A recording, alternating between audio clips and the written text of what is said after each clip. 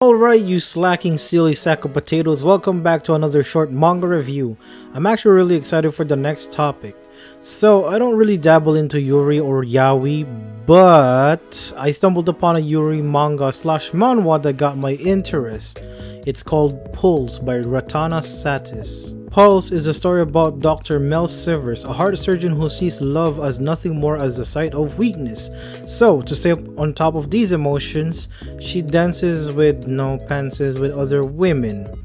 It wasn't until she met Lynn Wiles that she realized that there's more to it than just releasing the feel-good chemicals.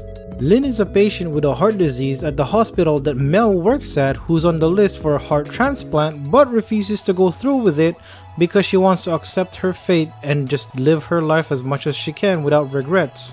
Although, she does change her mind only if Mel does the surgery. Lynn makes a bet with Mel that if she can manage to make her fall in love with her, she will do the surgery, which she agrees to. Lynn moves in with Mel and gives her an emergency calling device that sends a signal if Lynn ever needs help.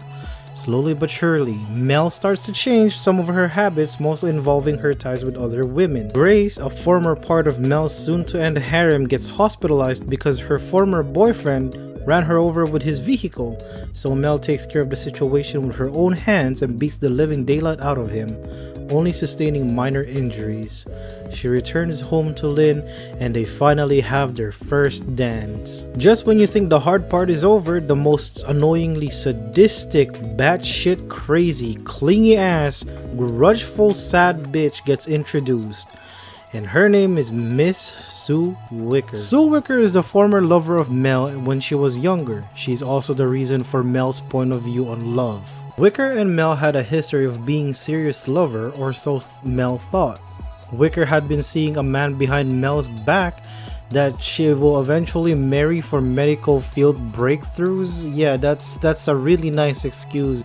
Felt hurt by the only person she thought she had in her life, Mel pushes Wicker away and permanently damaging one of her hands, the most important thing to a surgeon. Oh, Wicker drags Mel's friend-ish coworker as her new play toy?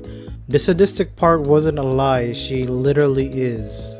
Lynn collapses as Mel comes back from her morning jogs, so she rushes her to the hospital, finding out that she will be needing that heart transplant sooner than expected.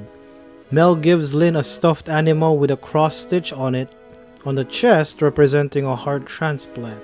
But Wicker is about to be the one motherfucker nobody invited but attended anyway. As they found the heart for Lynn, Wicker forged fake papers to send the heart to someone else, postponing Lynn's surgery. Not only that, but she went and talked with Lynn, threatening Mel's career, and caused Lynn to end her ties with Mel. Lynn did end her relationship with Mel, and as Mel was about to relapse in her old habits, she got ready and surrendered herself to Wicker, but finds out about the forged papers Wicker made. Wicker's actions becomes controversial and she goes to court. Meanwhile, Mel gets into an accident and is in critical condition. Since there hasn't been any response from the brain, the hospital decided to give the heart to Lynn. Or at least that's what the author wants you to think. As the surgery was about to begin, Mel does the operation on Lynn, finally solidifying the fact that she admits to falling for her and that she kept her promise. Mel resigns from the current hospital that she was working at to apply elsewhere, while Lynn on the other hand finds out what's inside the stuffed animal. Lynn rushes to the airport to find Mel, but she was already too late. At least that's what the author wanted you to think. The emergency call device comes in clutch, alerting Mel that Lynn is somewhere within the vicinity. They embrace each other, with the story ending with them getting married. Pulse in its entirety has an amazing storyline, one that definitely keeps you interested even if I think it only had like 67.5 chapters. I kinda admit to staying up all night and reading half of it, then going to work at like 4 in the morning, then rereading the whole thing over and over again after I finished it. I also pre-ordered volume 1 and 2 of the physical copy. Trust me, it's not a problem. It's just paying, support your content creator in any way you can.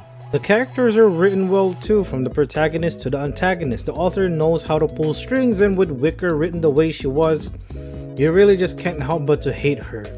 Both lovers Mel and Lynn have major flaws on their own, with one being a womanizer and the other one easily accepting her fate. But they also did help each other change for the better, Mel realizing that love is worth the while if you find the right person, and Lynn finally learning to be selfish but for someone else's sake. It also tackles some relationship difficulties, i.e. never taking your anger or frustration on your special someone because, obviously you'll end up hurting them. It also portrays what a good relationship is and what a bad relationship is. To some extent, a moral of the story is don't be grudgeful, man. Just learn to let go. I'd give this manga/manhwa a 10 out of 10. Yuri or yaoi topics are hard to find with an actual story that keeps you invested. Besides Citrus and Lily, I can't really think of another one that's this memorable. Then again, I've only recently got into reading these kind of genres. And before you ask, I've only, watched Yuri on Ice, and that's the only yaoi one that I've actually seen. And the title is actually even misleading. It's not even Yuri, it's actually yaoi. Anyways, that's it for the video. Thanks for tuning in. Like it if you like the video, I guess.